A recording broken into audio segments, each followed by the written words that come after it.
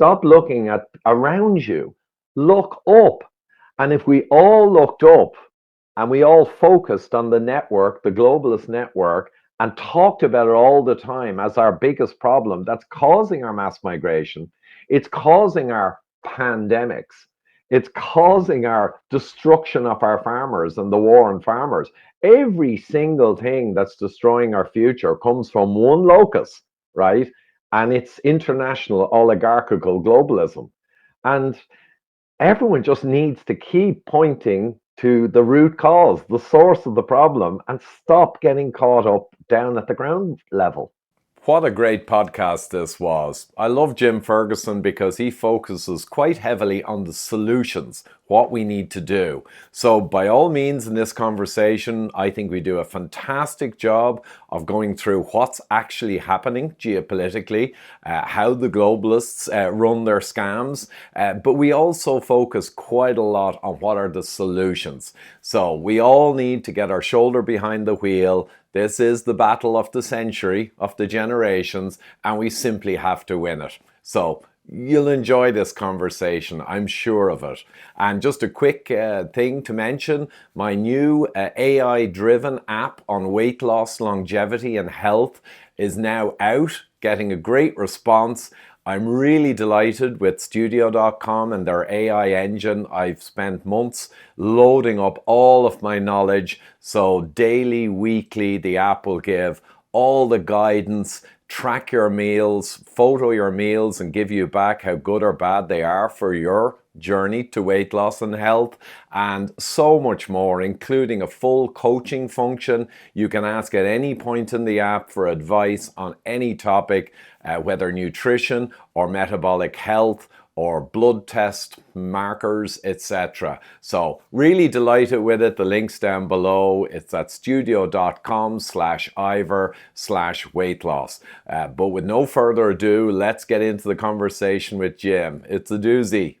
Well, thanks very much indeed. Welcome to the show. I am Jim Ferguson, and I've got a great friend to the channel. He's a magnificent Irish patriot, Ivor Cummins. Ivor, welcome. It's great to see you, mate.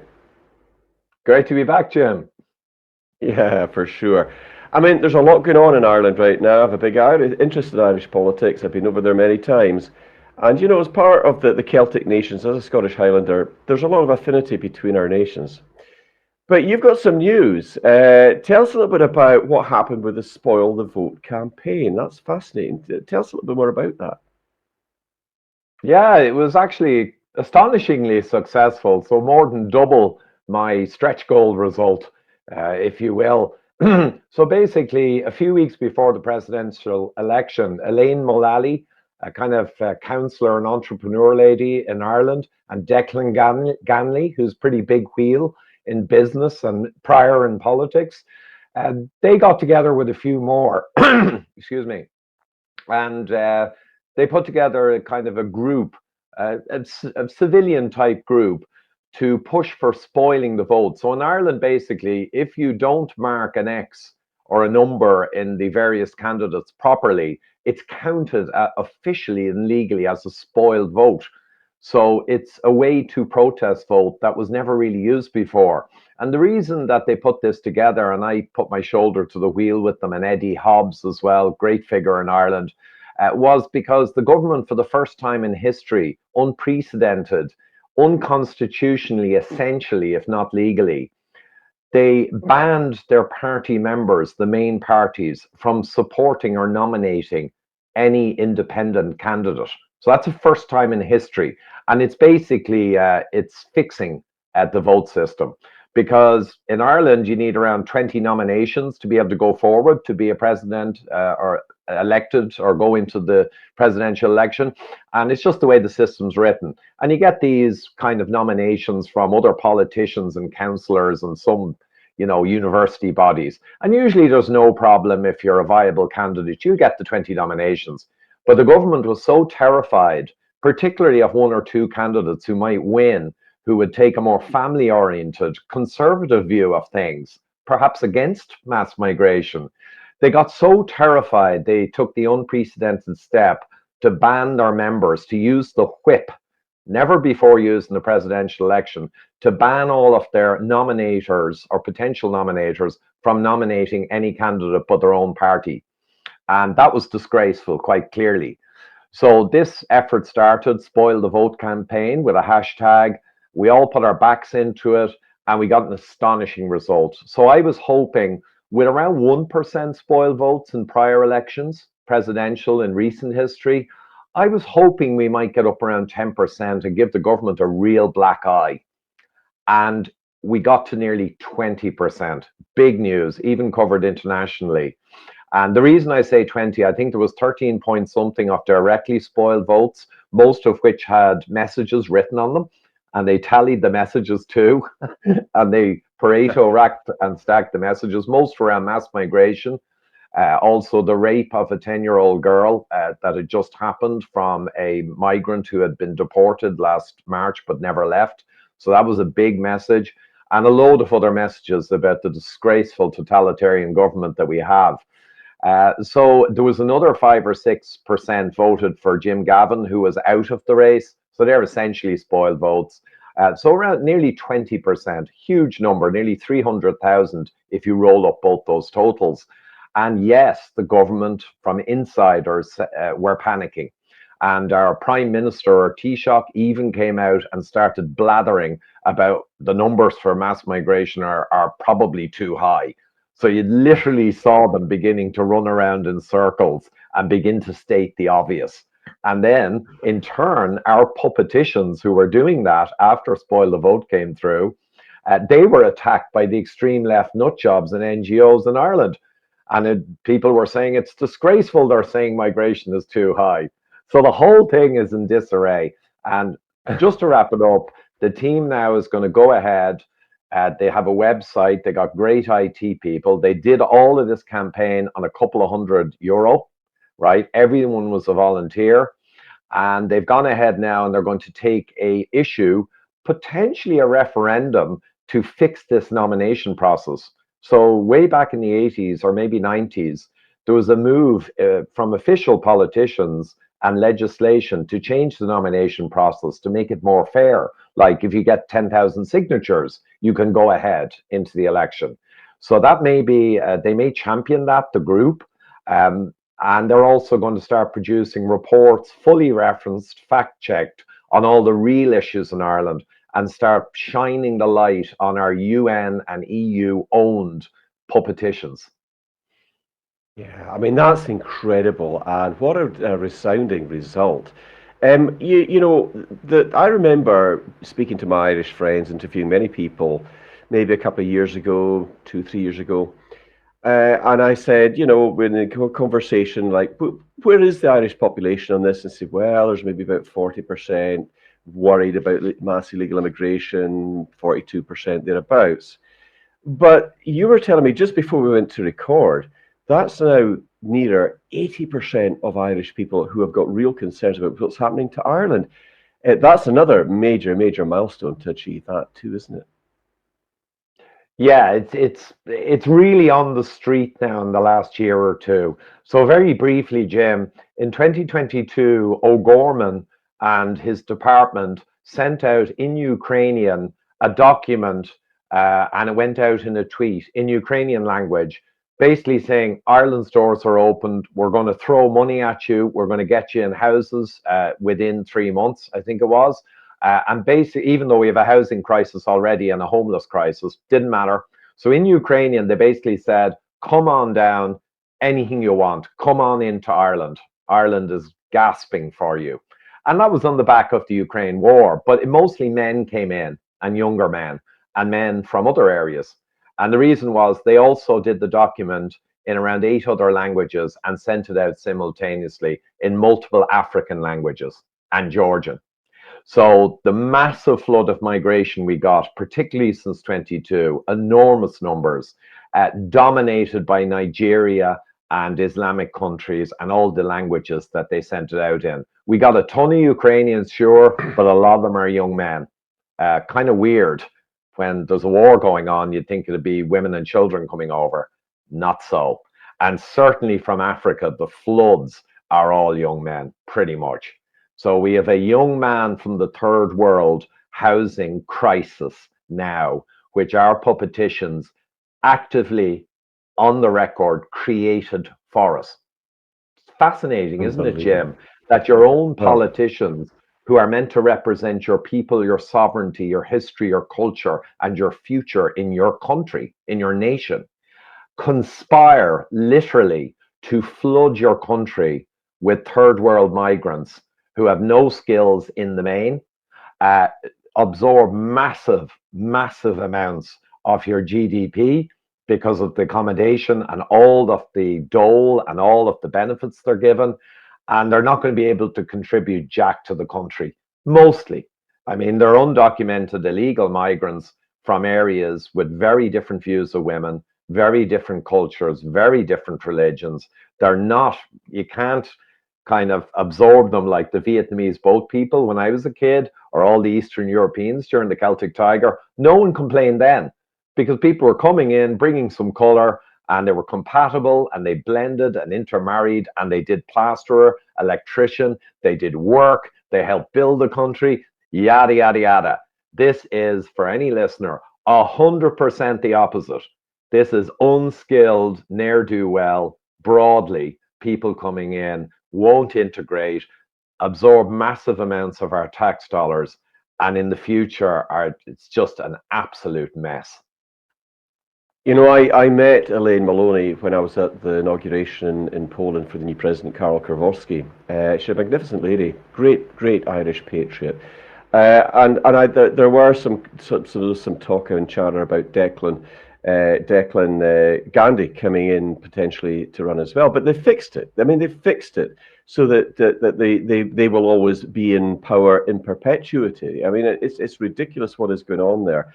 I have a deep love for the Irish people, as you know, and that's why I like to go there. It's why I always attend church with my Catholic friends and basically just make sure they know that we're supporting them. But this is deeply concerning. But the good news is that this has obviously clearly got those globalists rattled, and that's what they are. And I think it's very important to point out these people that are flooding into Ireland are not asylum seekers. They're not fleeing a war-torn country. As you quite correctly said, they are predominantly young men who are coming into Ireland, who are being welcomed into Ireland almost Angela Merkel style, as she did in Germany, ruined the country. This is continuing at pace. Do you think these kind of results, though, suggest a major shift could be about to take place? When I hear the figures of about 80%, I mean, 20% spoiled ballots, but 80% people on the streets in Ireland saying we've had enough of this. This is dangerous to our national security. It's dangerous to what it means to be in Ireland. I mean, you've got a rich, powerful culture and history that is being eroded because if you flood enough people into a country, it ceases to be a country. If you have no borders, you can't have a country. And we've seen unprecedented numbers coming in.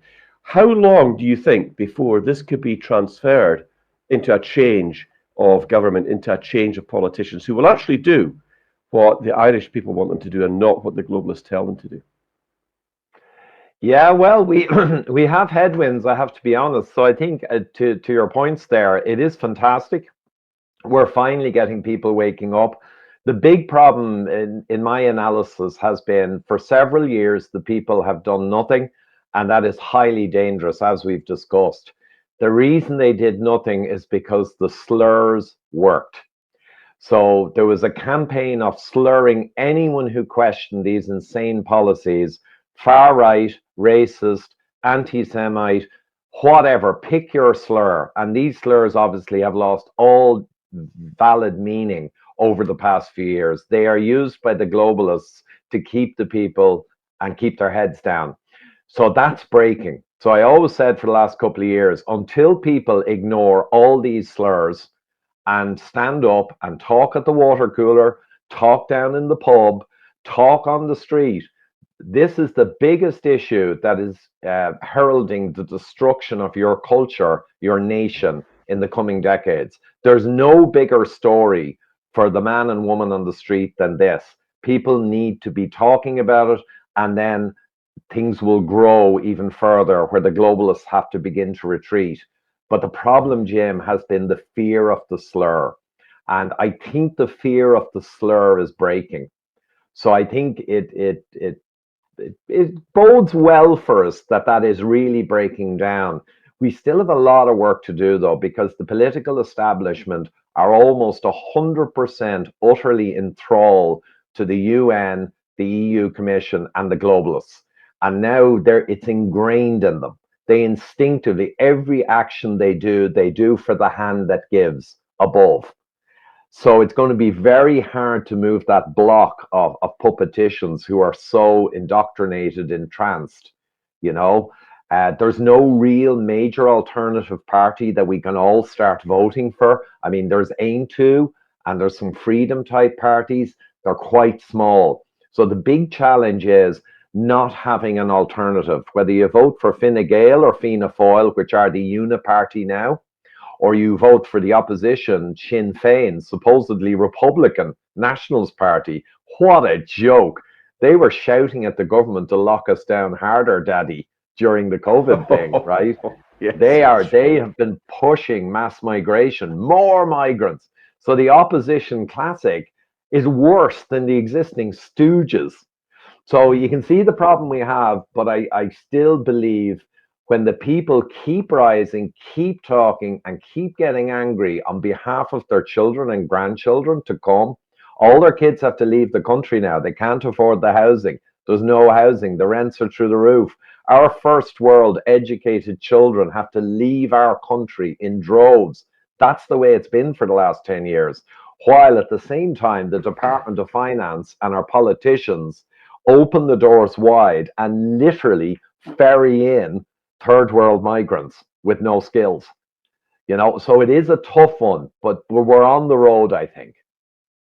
Well, I mean, it's great to hear that. I think there's also some work needs to be done with some of the Irish patriots themselves, though, because I've always believed that unity is strength, and whether you're an American patriot or a British patriot or a Polish patriot or a German patriot, we never forget our history. And I've said to a lot of people when I've been across in Ireland, it's very important that you understand that we have a common enemy. The common enemy are the globalists. We must Yeah. unite together, but there are still people, so-called Irish patriots, that as soon as they hear the term British, they go, oh, and they get all tetchy about it. And I mean, it's a mistake to do that.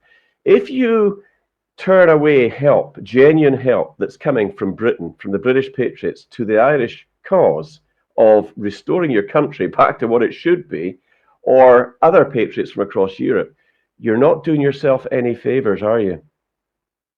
Absolutely. And I mean, there's hundreds of years of an unfortunate history, and that's a pity.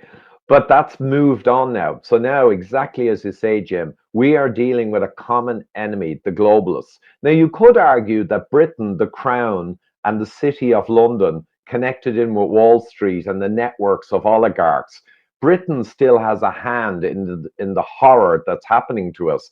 But that's a very substrata of the British Crown, right, involved with the globalists, and they are the globalists, you know. But but that's different than the broad masses of British people. So we need to unite now with the Europeans, with the British people, right? The Irish people, all of the Western European peoples have to unite against the common enemy. And I've been saying for a long time, people need to stop looking across at each other, finding scuffles amongst each other, and even, and this is controversial sometimes with people who are pushing back, they don't like when I say this. Stop looking at the immigrant, him or herself. Stop looking at around you. Look up. And if we all looked up and we all focused on the network, the globalist network, and talked about it all the time as our biggest problem that's causing our mass migration, it's causing our pandemics, it's causing our destruction of our farmers and the war on farmers. Every single thing that's destroying our future comes from one locus, right? And it's international oligarchical globalism. And everyone just needs to keep pointing to the root cause, the source of the problem, and stop getting caught up down at the ground level. That's exactly it, and that's exactly right. You know, when I was in Washington, D.C., just before Trump got re-elected, I spoke to Senator Ron Johnson and I asked him, when Trump gets back in, because I believed he would, what's the very first thing a Trump presidency must do? And he said without hesitation, seal the US southern border, because he said we have got millions upon millions of illegal migrants coming in here. And he said a lot of the problems have been caused from that. But you make a very valid point. The migrants that are coming in are being used to destabilize and destroy entire nations, their national identity, their sovereignty. They're being used as a weapon. We do need to look beyond the migrants themselves. I mean, yes, they're a problem, especially those that are committing heinous acts against women and children. Absolutely right to call that out. But it's the United Nations, it's the George Soros NGOs, it's those traitorous, and I don't use that term lightly, the traitorous politicians of Ireland who are in bed with these globalists that are causing the destruction we're witnessing across Ireland and in every town and county that I've been to, certainly. I've been all over Ireland. And I think this is the key thing here. We must unite. I've been spending a lot of time. I'm just back from Berlin and Brussels, actually, Ivor, but I was been also all over Eastern Europe, in Romania, Moldova, Hungary. Hungary's a great country. Viktor Orban has got it right. He is absolutely zero tolerance to mass illegal immigration. And you know, when you're walking around in Budapest, you see clean streets. Women can go out there at 2, 3 in the morning if they want to. Nothing happens to them. There is no mad Hamas, Palestinian waving, blue-haired freaks shouting in anybody's faces. It just doesn't happen. And it is a marked contrast when you walk through the streets of London or Dublin, when you walk through the streets of Hungary in Budapest, you don't see it.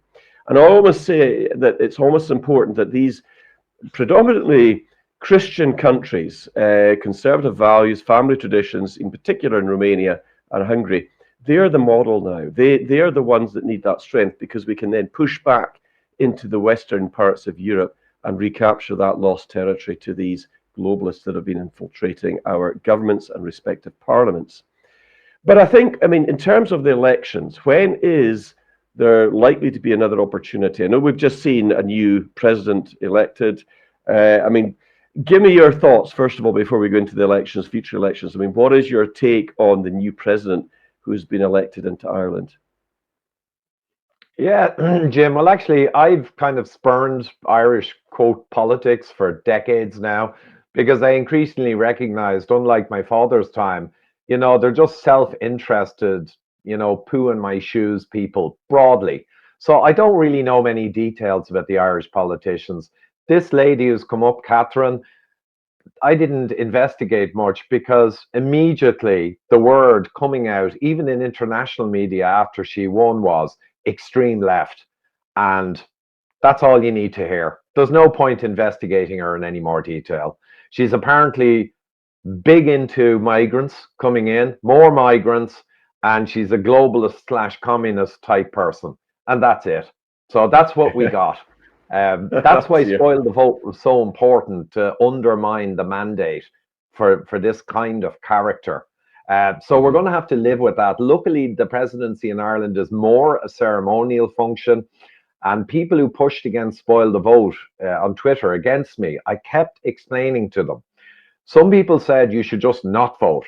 And I said that's an invisible protest. No one cares if the count is low. It's not a real active measure. The count was low, the turnout was low. I said, you're just destroying yourself with that nonsense.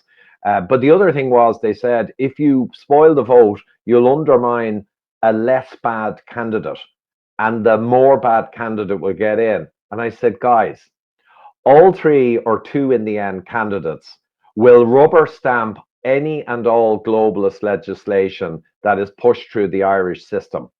So the president can hold up legislation that comes from our globalist-owned politicians and can direct it towards the Supreme Court or direct it back for more discussion. So the president has something that could be useful, right?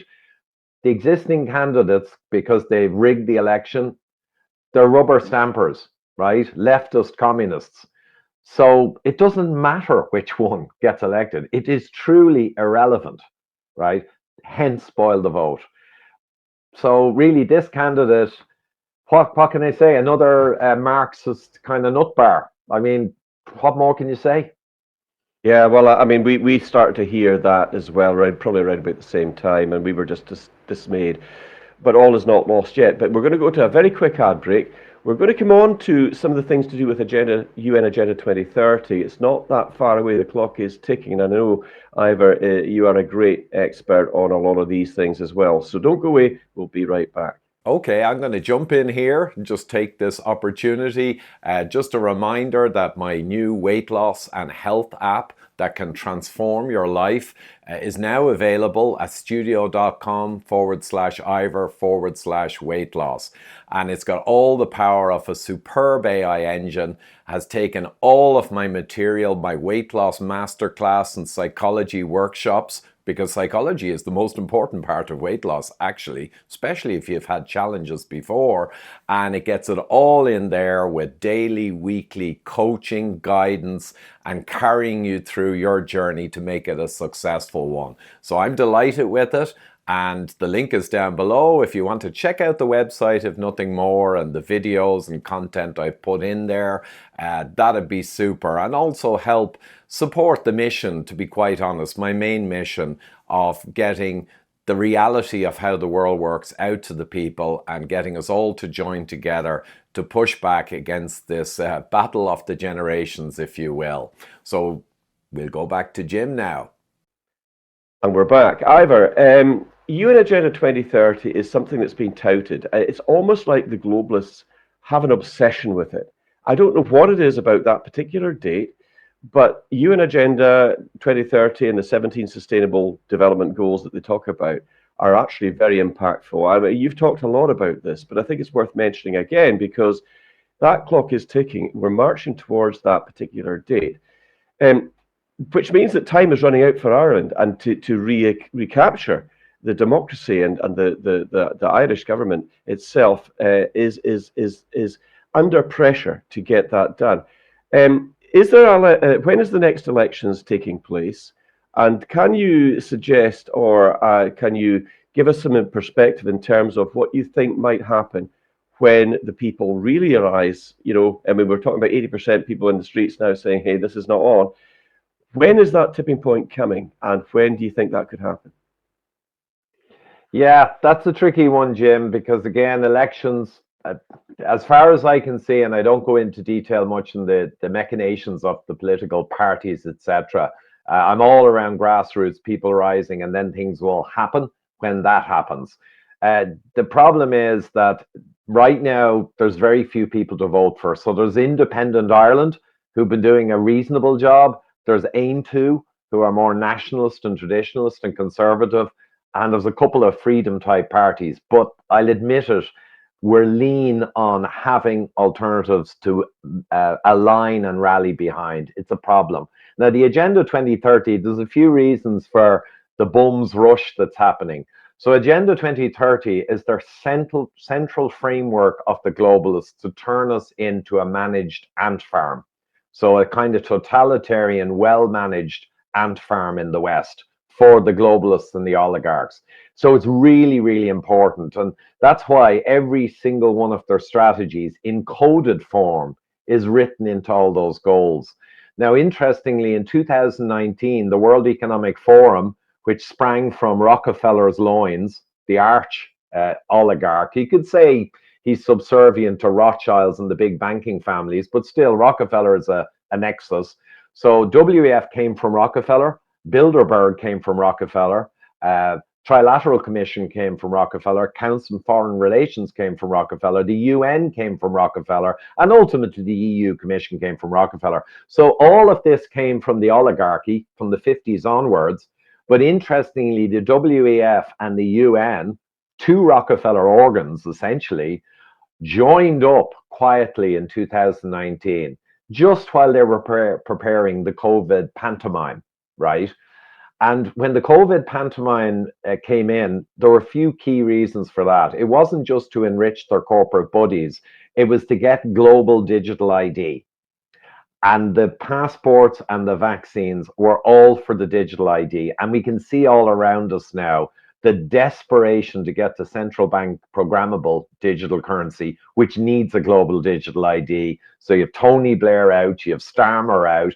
They need the digital ID, and that should tell people how catastrophic and dangerous a digital ID is to us, because that's the thing they need above all else to get the programmable currency and then to be able to manage any rebellion or pushback regardless of the votes. So that's the big game. So Agenda 2030 is being rushed sometimes. It seems frantic, and the climate nonsense with COP30 is all being pushed in a panic. I think the reason for the panic is they had to exploit the huge positive result they got with the COVID scam. It derailed everyone, it confused everyone, and it left all the ants in a state of confusion. And they're trying to capitalize on that and bring the deal home as fast as possible, because too many people now are talking about it. And that is the thing that they had for 50 years. Essentially, there was no discussion amongst the people of all of their sinister plans. They were doing it in secret. But after COVID, people now are way more aware and they're talking, and that spells disaster for the globalists. So that's why they're pushing all of their agendas at kind of breakneck speed. And they're also pushing remorselessly and in our face, obviously, censorship, censorship, censorship, online hate, hate speech laws, online digital safety. I mean, the dogs in the street can see it. It's a two-hander. They're ramming in censorship to stop the people talking, and they're trying to race through their changes before people actually rise up. So it's very interesting, isn't it, Jim? It's we're riding on the razor's edge to the cliff edge. Us against the globalist oligarchs are racing towards a cliff edge, and it's all to play for. And they're desperate, and we should be getting more and more activated and more desperate to make sure this doesn't happen. You know, I was at the COVID or Corona Symposium in Berlin just a few days ago. We had great speakers beaming in from the United States, Dr. Diaz from Mexico, Robert Malone from the United States, and many others. I met some great, magnificent German patriots. And of course, it was the German AfD party that have taken that anti-COVID stand against the pandemic, against the mRNA shots consistently. So there is strong political support. Of course, the AfD in Germany are doing very well in the polls as well. But you know what was quite clear is when there was hundreds, many hundreds of people there. I did interviews there as well, and some of them have been posted, some have still got to go out. But the message was clear. But one thing that did shake me actually was when I was speaking to the head of medical health, who is the spokesman for the AfD, and he said that if you criticize a German member of the government, you can go to prison for that, and people have. I wasn't aware of that. Were you aware of that, Ivor? Yeah, I've heard about this. There's some crazy stuff in Germany, and some of it goes back to the whole World War II thing and what happened during World War II. And Austria is the same. Austria was one of the only countries in Europe who actually mandated, as opposed to coerced, the COVID nonsense sauce, mRNA. So weird stuff over there. I remember as well, I saw a documentary a few years ago about a controversial figure, David Irving, who's a historian, but he questioned some of the details around what happened in World War II. And I found out in Austria, he was talking to university students, and they arrested him, and he got 3 years, I think, in solitary confinement in a 6x6 cell. After 3 years, he came out, he could hardly walk. And that actually happened, regardless of what he said, or whether it was nasty or bad or wrong. Got a few years in solitary in Austria. So there's some really weird, crazy, totalitarian madness in Germany and Austria, perhaps relating to historical stuff. So it doesn't surprise me in the least. There's some dangerous countries in Europe. There absolutely is. And just before that, I was in Brussels. I was invited to speak in the EU Parliament by George Paperia, who's a Romanian member of the European Parliament, a great guy. Met him for the first time in Warsaw, once again at the inauguration of the new Polish president. And we got talking. So we were talking a bit about what was going on with these laws. And they're looking at ramping it all up. I mean, you quite correctly talked about the CBDCs, the central bank digital currencies. the digital ID. And of course, here in the United Kingdom, the Starmer government are touting the Brit card. They're calling it the Brit card. And the solution, of course, what they're saying is the reason that we need it is to stop mass illegal immigration. I mean, no. I mean, it's laughable if it wasn't so serious. I don't think anybody believes it. At least 2 out of 3 Brits are going, we are just not having it. But the dangers of digital ID, that's the first front, because if they get away with that and they link your medical records in, before you know it, you're going to have it to get onto public transport, to fly, to even have a job. They've said you're going to have a digital ID or you won't be allowed to work. And he is deeply unpopular. In about 2 weeks' time, Ivor, we've got the budget. Rachel from Accounts, the Chancellor of the Exchequer, Rachel Reeves, and they're already saying this is probably going to be an absolute disaster for the British economy. But you know what? These globalists all work in tandem. We saw that in the pandemic. We saw that lockstep. So if it's going to happen in the UK and they're going to be doing things that really plunge the economy potentially into another recession, it's probably on the cards for Ireland as well.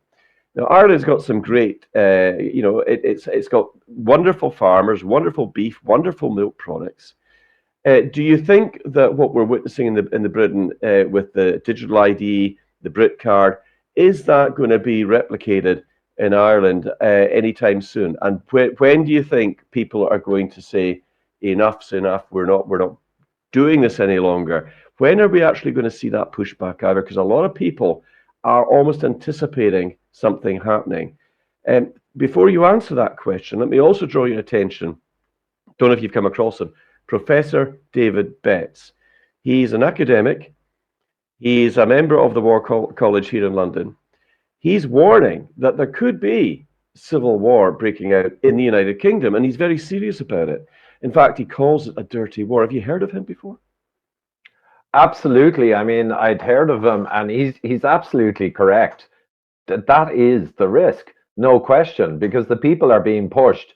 And if you push people to the point where they're literally watching and visualizing the destruction of their nation and their children's futures, even modern people who are really soft compared to people 50 years ago, let's be honest, a lot of blue hair and a lot of, even the good guys are soft now and scared of being called a racist.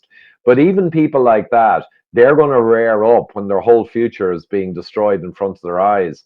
So I think he's absolutely correct. A filmmaker friend of mine, actually James Patrick, is trying to get hold of him because James is making a movie around this whole topic. So I might talk to you after to get his contact details.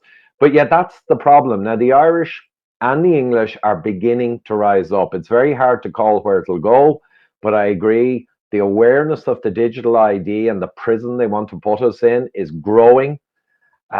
Ultimately, people need to be talking about it because people talk about sport and they talk about, going on holidays and they talk about celebrities. And most people don't realize you are talking about junk, right? 50, 60, 70 years ago, people generally talked about politics in their country. They talked about where their country was going. They had an eye to what would happen to their children in the future. They were focused on the real stuff. But the globalists have managed, with 40 or 50 years of fake educational systems and universities that were turned into Marxist hotbeds, they've trained the people now to look at celebrities and sport and nonsense. Bread and circuses. It was in 1984 as well. They drank pints and watched sport and they just didn't take any notice of anything real. So we need the people to talk. They need to look up. And just one other point. I interviewed a pal, Alex Craner, a former hedge fund manager recently, got huge views, but we had a great hour and 20-minute discussion. And he'd make it even clearer. Not only is it imperative to look up and start discussing the oligarchs who are ruining our lives, but essentially it's the globalist bankers who are the key figures. So he just added that extra element because as a hedge fund manager, he saw the City of London and Wall Street back in 2016 were gushing and salivating for Russia to be militarily attacked and broken up for parts. And he realized the banking people the banking system and the great banking families are the true problem we have. And the reason that they gained World War One and World War Two is simple. They are rapacious, they want full control, but they want collateral.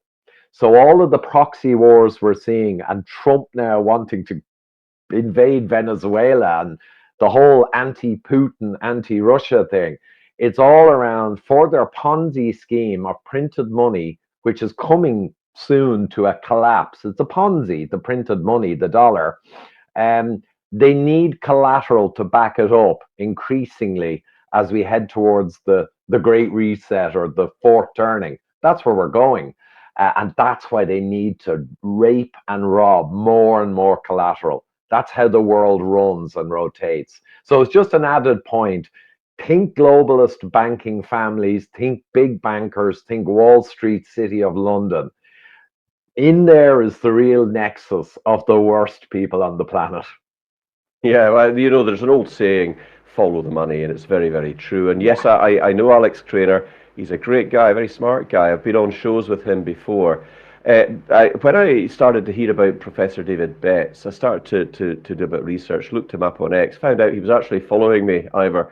So I followed him back. I haven't reached out to him yet, but I do intend to, because I think it would be very interesting to get somebody with his caliber to talk about these types of issues. And if that happens, I'd be more than happy to, I'll ask him, obviously, more than happy to put him in contact with you as well. So I think what one of the things, and I appreciate we're coming up to sort of near the end of the segment, but no, we're not quite there yet. I just want to get your take on the current situation in Ukraine. We've seen attacks on Hungary's pipelines. We've seen real provocations going on there. Where do you see that going, and what do you think needs to happen next in terms of Zelensky, free and fair elections, and bringing that whole thing to hopefully a peaceful conclusion? Yeah, well, I haven't looked too close to that lately, to be quite honest. My understanding is from Craner and others that the war was long since lost.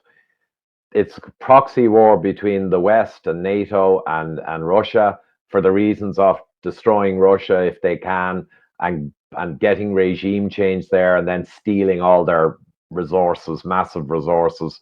So Russia is appropriately pushing back, hence Ukraine war.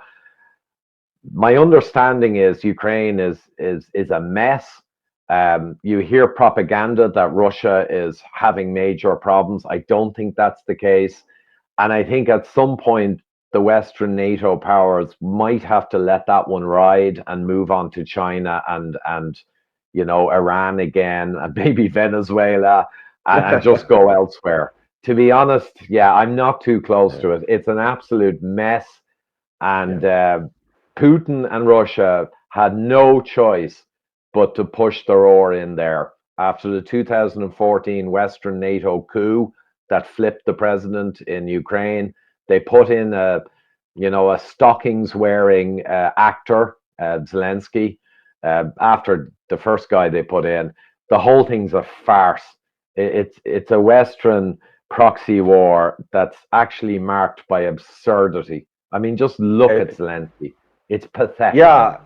Well, the corruption's off the scale. It is pathetic. Yeah. I remember watching it all happening in real time back in 2014 with the Donbass, Luhansk areas, the artillery. I mean, the cutting off of the water, the banning of the Russian language. I mean, these are effectively Russian-speaking people in the east of the country.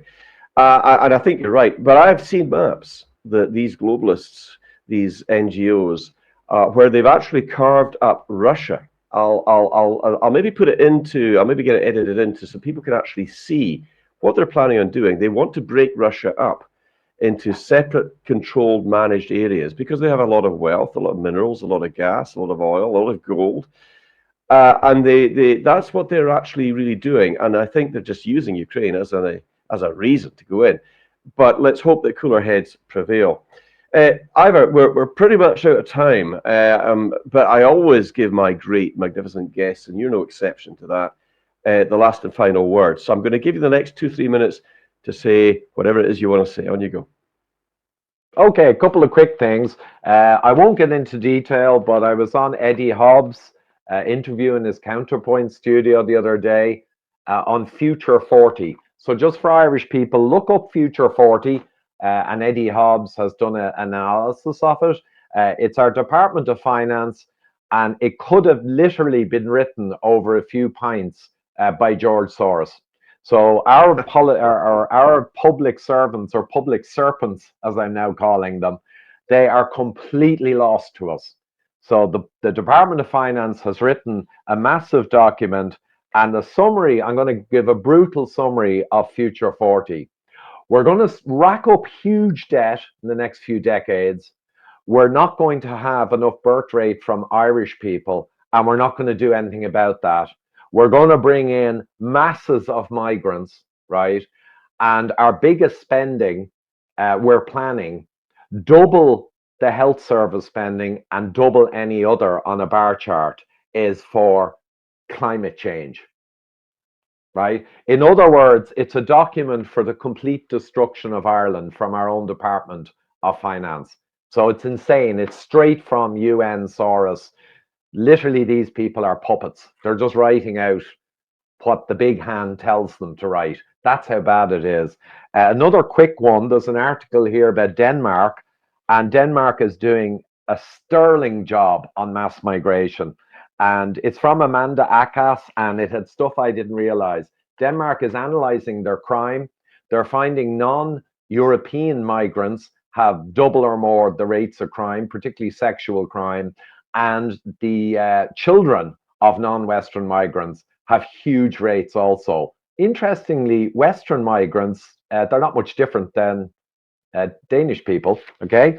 One quote from the article: the number of successful asylum claims in Denmark has fallen to a 40-year low, because they're taking action, and 95% of failed claimants are deported, 2% in Ireland, and our numbers of failed are tiny. And they are also even slamming down on family reunification, where migrants can bring in family. They have age limitations, okay, on bringing in family. And the sponsor or person asking must not have claimed welfare for 3 years and must provide a financial guarantee for the family. Both must also pass a Danish language test. So, long story short, they're also going to break down ghetto areas, and they define them: over 1,000 residents, and more than 50% are immigrants or their descendants from non-Western countries. They have a definition for when they go in and break up a ghetto, and it's based on the number of non-Western migrants or their children. So I just say Denmark is doing exactly what Ireland should be doing, but won't, because Denmark somehow have broken from the globalist grasp. And last thing I'll say, Jim, Denmark, a recent survey, which was incredible, showed all the European countries. And on migration, it showed the people, and they were obviously against or worried about migration, and their politicians overwhelmingly were much pro. In Denmark, there was a striking exception. Hungary wasn't in the survey. Denmark, the politicians align with the people's opinions on migration. So that happens because the politicians are not sold out. Final word. I won't promote myself, but this book, Vandalizing Ireland by Dr. Owen Lenihan, bestseller in Ireland. It's only out a few weeks or a month or two. It's selling great, and it's full of data and references, and it will apply to England also. So, Vandalizing Ireland: how the NGOs, the government, academia, and the media are engineering a new globalist Ireland. Same in the UK, same in the rest of Europe. This documents the horror. Fascinating stuff. Great to hear about Denmark. And if you're from Denmark and you're watching this and you would like to come on the show to discuss any parts of what Ivor's talked about, I'd love to have you on. So reach out to me, reply to this interview, put a comment in. I'll see it, I'll follow you back, and we'll see what we can do, because I'd like to learn more about what's happening in Denmark. Ivor, just a huge thank you to you. That'll do it, folks. Jim is always a great conversationalist on what's going on in the world, and I hope you got some insights there and a little initiative to go ahead and have the conversations and wake up the people in a smart way without getting into conspiracy theory type content. That just doesn't work with people, in fairness. And final reminder, my app is out, studio.com/Ivor/weight loss. And it is the ultimate tool, I believe, to help with weight loss, particularly if you had issues before. It deals with menopause kind of stages of life, hormonal challenges, the all-important psychology, and the tools and tips even, the for, against, or cost benefit ledger that you have to jot down for yourself to keep your resolve going. So everything is in there: psychology, nutrition, and of course exercise, the best types of exercise. And the app will scan the exercises you're doing and give feedback. And of course the coach will feedback any questions you have in the app. Just put them in, and the coach will come back in my voice from all of my enormous amount of material I've loaded up into the engine of the app. It'll come back and give guidance at every turn. So I'm really excited about it. I'm going to follow up with an app on mental strength and resilience in the coming weeks, and also one on critical thinking. And I think after that, I'm going to put together all of the psychology of parenting. So a lot of people have asked me for that, to create a resource to help you navigate parenting in this challenging world, where unfortunately the kids are faced with Marxism from the schools and universities being drilled into their little heads, sadly, and also constant propaganda towards the children with all the bizarre sex stuff and all of the other kind of indoctrinations that I'm sure you're aware of. So there's a real clever way to best manage children and keep them on the right track. So I'm going to come out with an app to help with that also. But in any case, till next time.